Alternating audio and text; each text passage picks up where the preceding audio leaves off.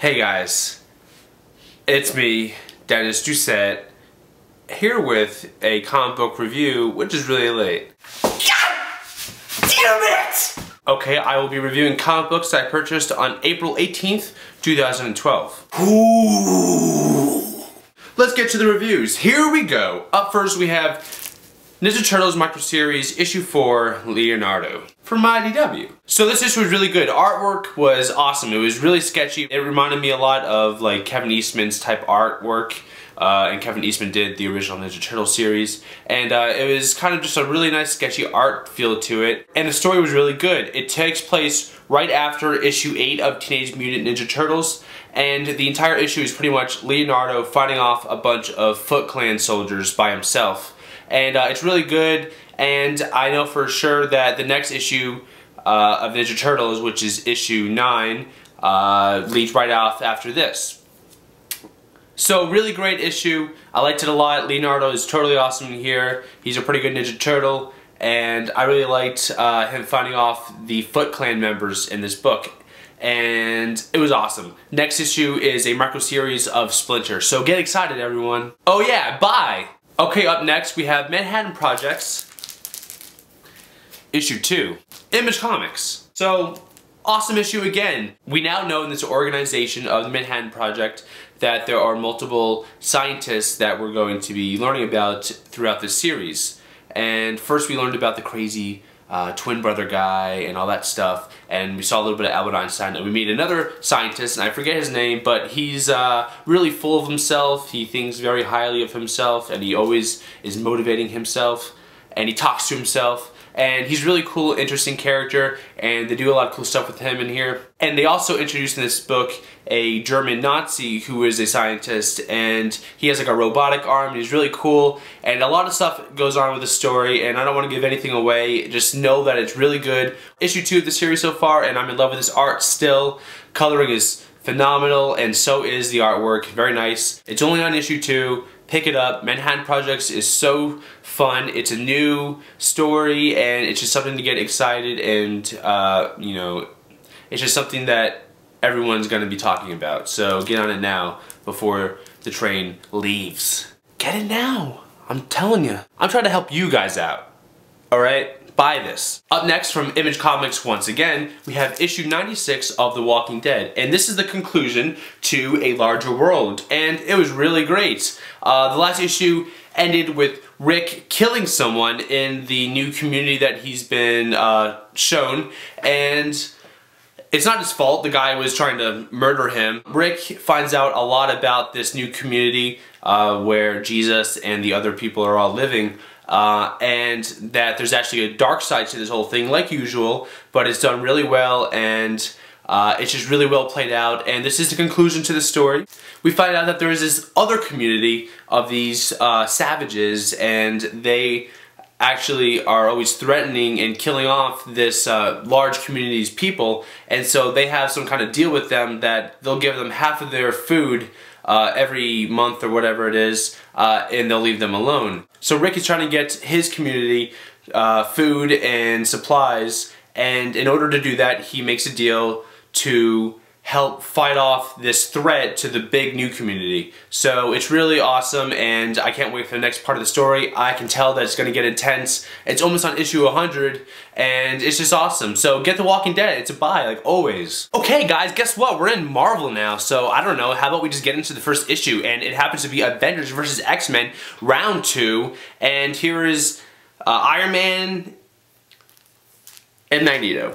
And yeah, this issue was awesome. The artwork still is terrible, but the writing and everything, the jokes and everything in this comic are awesome. There's just lots of fighting, like you know, of course, it's going to be going on. It gets right into it. There's every kind of there's kind of just like 2 or 3 members that split off, and they're kind of showing their fights back and forth.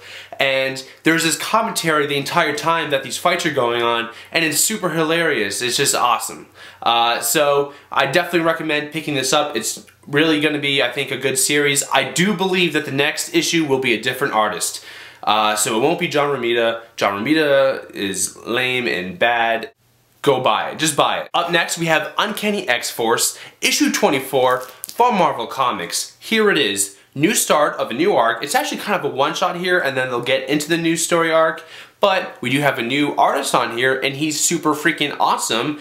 And I really liked this issue altogether. This issue is pretty much about Nightcrawler, Deadpool, and Wolverine trying to find the Iceman of the Apocalypse world, who is evil. This is the evil Iceman from the Apocalypse world. And so it's just they're on a mission to kill him.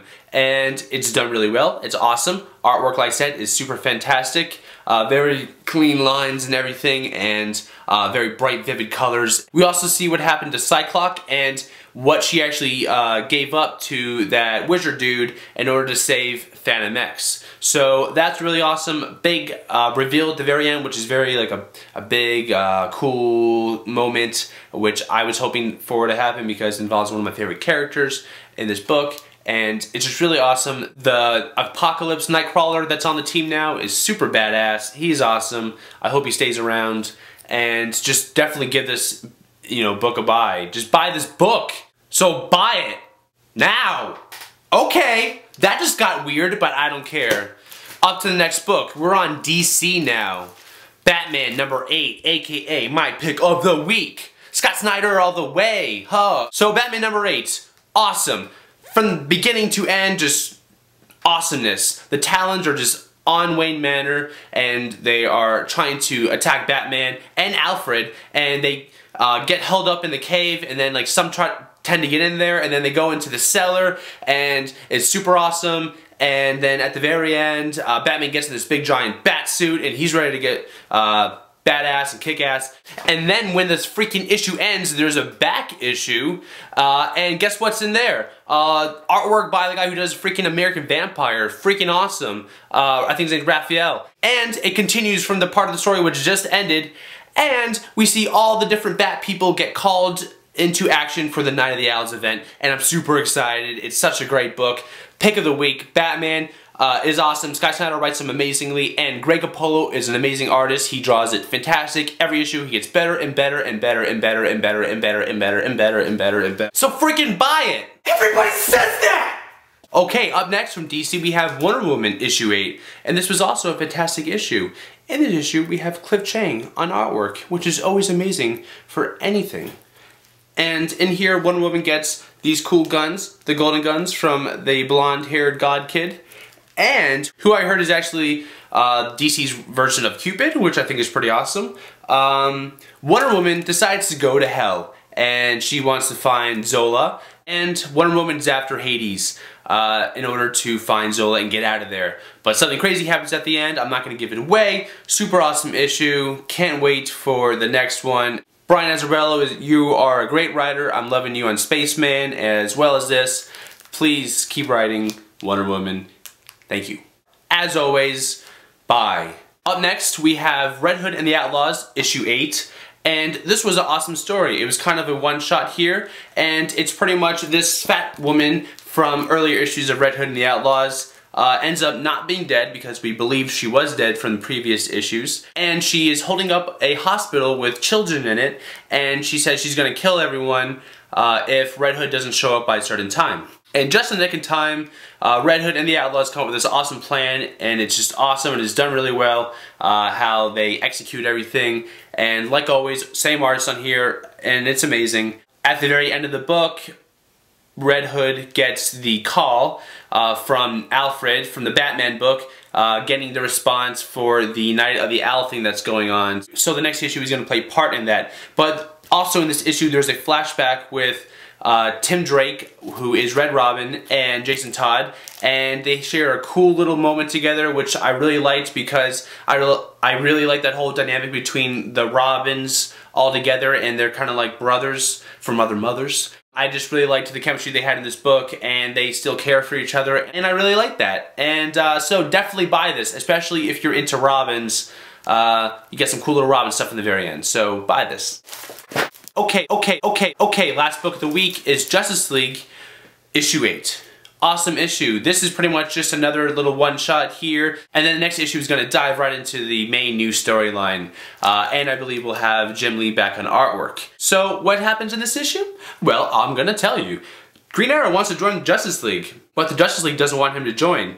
Aquaman has a little bit of a backstory with Green Arrow, and you see there's some kind of hatred between the two of them, and hopefully we'll get into that story in future issues. We find out that there is another team called Team 7 that existed, and that seems pretty interesting. And we also find out that the Justice League doesn't actually want Green Arrow to join because they've let someone else join before and it didn't work out so well, and we get a cool little backflash to that. I won't give away who that is, but it's awesome. There's a cool 2-page spread done by Ivan Reis in this issue towards the very end, and it's super awesome. It's beautiful. And we also get the backstory in here, which is Shazam, and we have Billy Marvel, and he's introduced to his new family, and he's meeting all his new brothers and sisters, and it seems like a lot of those characters are the characters from the Flashpoint miniseries, where they all combined and became Shazam, and I loved that take on Shazam. So I'm really hoping that's what's going on in this backup. I really like the backup a lot. It's really good. Same thing with the Justice League story, and just give this a buy. It's so good. It's one of DC's best books, so buy it. Okay guys, that was my last book for the review of that week on the 18th of April. I will have my new review up hopefully in a couple of days, and I hope you guys enjoy that. If you guys want to subscribe, go ahead and subscribe up there, and also comment below, and I will comment back on any comments, and have a great day.